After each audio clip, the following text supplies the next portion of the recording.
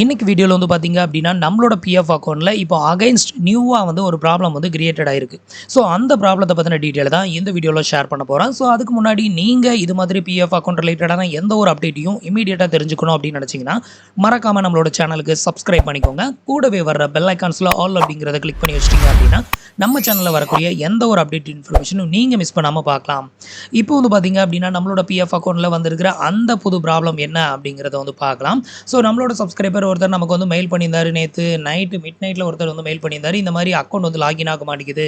So இந்த மாரி failed to send SMS to user அப்படின்னு சொல்லி எரர் வந்து வருது. இது எதனால வருது? கொஞ்சம் கிளியர் பண்ணி குடுங்க அப்படின்னு சொல்லியிருந்தாரு. இன்னைக்கு காலையில மார்னிங்கே வந்து பார்த்தீங்கன்னா, ஒரு 5 மணிலேருந்து நெறைய மெயில் வர ஆரம்பிச்சிருச்சு. அதே மாரி வந்து ஒருத்தர் WhatsAppலயும் சேம் பிக்சர் அனுப்பி நம்மகிட்ட வந்து டவுட் வந்து கேட்டிருந்தாரு. ஸோ இந்த ப்ராப்ளத்த வந்து தெரிஞ்சுக்கிறதுக்காக நான் வந்து என்னோட ஐடிய வந்து கிட்டத்தட்ட ஒரு 3 ப்ரௌசர்ல நான் வந்து லாகின் பண்ண ட்ரை பண்ணேன். ஸோ இது ட்ரை பண்ணோம் அப்படின்னா, நமக்கு வந்துட்டு 3 ப்ரௌசர்லயுமே சேம் எரர் வந்து வருது. அக்கவுண்ட் வந்து லாகின் ஆக மாட்டேங்குது. ஸோ இப்போதைக்கு வந்து நீங்க வந்து உங்களோட அக்கவுண்ட்ட வந்து லாகின் பண்ண ட்ரை பண்ணீங்க அப்படின்னா, உங்களுக்கு வந்து இந்த இஷ்யூ வரும்.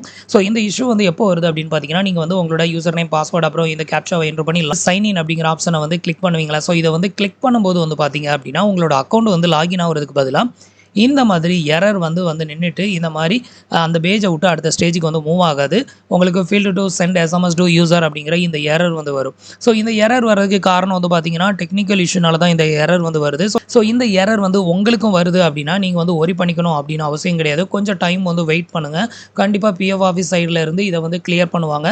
ஸோ இந்த டெக்னிக்கல் இஷ்யூ அப்படிங்கிறது வந்து இந்த இயர்ல வந்து இந்த டைம் மட்டும் தான் வந்திருக்கா அப்படின்னு கேட்டீங்கன்னா கிடையாது. இந்த வருஷம் பூரா நெறைய டைம் வந்து நம்ம நெறைய டிஃபரெண்ட் டெக்னிக்கல் இஷ்யூ வந்து ஃபேஸ் பண்ணிட்டு தான் இருக்கோம். ஸோ அந்த விதத்தில தான் வந்து பார்த்தீங்கன்னா, இந்த இஷ்யூவும் வந்து இப்போதைக்கு வந்து பார்த்தீங்கன்னா அக்யூர் ஆயிருக்குது.